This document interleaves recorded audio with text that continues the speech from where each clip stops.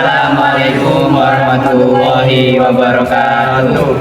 Kami dari Universitas Muhammadiyah Surabaya, Fakultas Teknik Prodi S1 Informatika. Saya dengan Arjuna Putra Dwiansyah dengan rekan saya Jafar Umar Tholib. Dan saya Nanila Roke.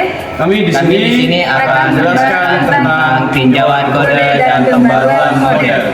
Kode yang setelah diperbaiki, yang mana poin yang pertama ialah validasi input yang ketat sebelumnya. Tidak ada validasi untuk memastikan username dan password tidak kosong dan tidak diinginkan. Setelah diperbaiki, ditambahkan validasi memastikan username dan password tidak kosong sebelum diproses. Mencegah pembuatan akun atau login dengan data yang tidak valid. Berikut adalah kode yang setelah diperbaiki dengan penambahan format username, format password. Yang kedua yakni penyimpanan password yang aman dengan hashing. Sebelumnya password disimpan dalam bentuk plain text atau teks biasa yang sangat berbahaya jika database diretas. Hacker bisa langsung melihat dan menggunakan password pengguna.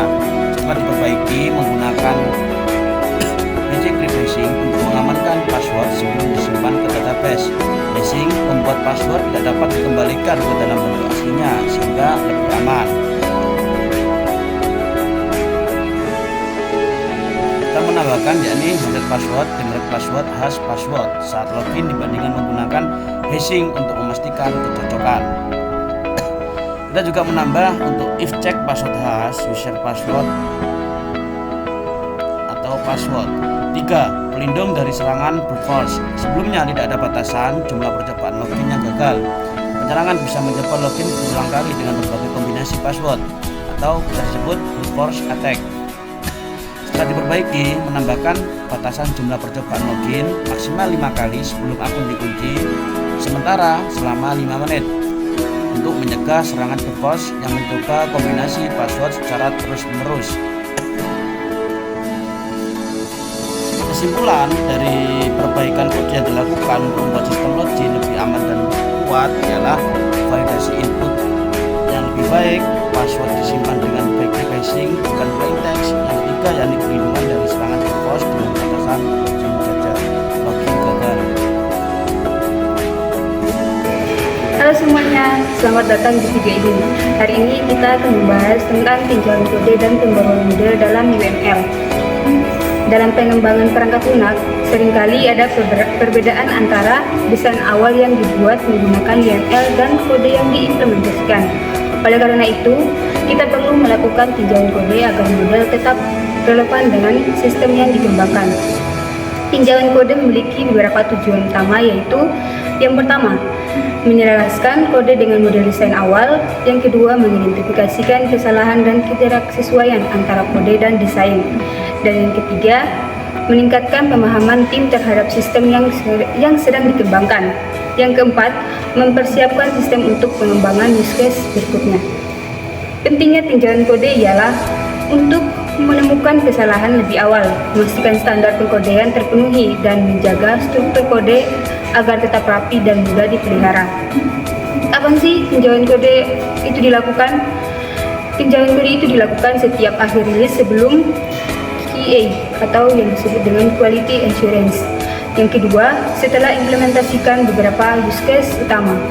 Yang ketiga, sebelum rilis final sebagai persiapan pengembangan dan yang selanjutnya. Pedoman tinjauan kode. Ada 10 pedoman utama dalam tinjauan kode. Di antaranya, yang pertama, membaca dokumentasi yang relevan. Yang kedua, membuat daftar periksa untuk tinjauan. Yang ketiga, menggunakan alat bantu YML untuk menghubungkan mode dan kode. Yang terakhir, tidak hanya meninjau kode, tetapi juga memperbarui model desain berdasarkan hasil tinjauan.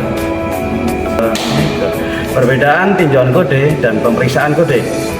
Apa sih perbedaan dari tinjauan kode dan pemeriksaan kode? Yang pertama, tinjauan kode itu lebih fleksibel dan dilakukan melalui diskusi. Sedangkan untuk pemeriksaan kode sendiri lebih formal dan daftar periksanya itu yang lebih ketat. Dalam tinjauan kode, kita membandingkan kode dengan mode UML, sedangkan pemeriksaan kode lebih terfokus pada pencatatan dan analisis formal. Adalah implementasi dari studi kasus yang dimana kita mengambil studi kasus sistem login. Beberapa aspek yang ditinjau adalah 3 poin berikut. Kasus validasi input tidak memadai, yang dimana sistem login awal tidak memiliki validasi input yang ketat, sehingga dapat memungkinkan serangan. Yang kedua, kasus penyimpanan password tidak aman, yang dimana password dikirim dalam bentuk teks biasa atau plain text ke server tanpa inskripsi. Kemudian, serangan brute force, yang dimana tidak memiliki batasan jumlah percobaan login yang gagal. Di sini ada kode yang belum diperbaiki dan masih ada beberapa kode yang harus diperbaiki seperti sistem login ini yang saya blok seperti ini, dan kemudian pada data untuk memasukkan daftar login. Kemudian akan dilanjutkan oleh perbaikan kode yang setelah diperbaiki, yang mana poin yang pertama ialah validasi input yang ketat sebelumnya. Tidak ada validasi untuk memastikan username dan password tidak kosong yang tidak diinginkan. Setelah diperbaiki, ditambahkan validasi memastikan username dan password tidak kosong sebelum diproses. Mencegah pembuatan akun atau login dengan data yang tidak valid. Berikut adalah kode yang setelah diperbaiki dengan penambahan if not username or not password. Yang kedua yakni penyimpanan password yang aman dengan hashing. Sebelumnya password disimpan dalam bentuk plain text atau teks biasa yang sangat berbahaya jika database diretas. Hacker bisa langsung melihat dan menggunakan password pengguna. Setelah diperbaiki menggunakan BC Crypt hashing untuk mengamankan password sebelum disimpan ke database. Hashing membuat password tidak dapat dikembalikan ke dalam bentuk aslinya sehingga lebih aman. Kita menambahkan yakni hashed password, generate password, hash password saat login dibandingkan menggunakan hashing untuk memastikan kecocokan. Kita juga menambah untuk if check password hash user password 3. Pelindung dari serangan brute force. Sebelumnya tidak ada batasan jumlah percobaan login yang gagal. Penyerangan bisa mencoba login berulang kali dengan berbagai kombinasi password atau bisa disebut brute force attack.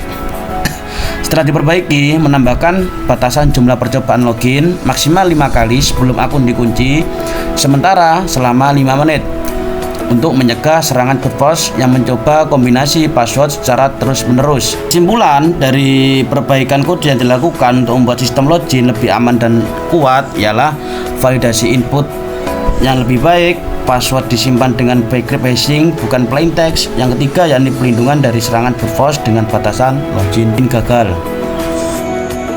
Dari studi kasus yang kita bahas, kita bisa melihat betapa pentingnya tinjauan kode dan pembaruan model UML dalam pengembangan perangkat lunak. Melalui proses ini, kita bisa mendeteksi kesalahan lebih awal, meningkatkan keamanan sistem, dan memastikan kode agar tetap terstruktur dengan baik. Terima kasih sudah menonton dan sampai jumpa.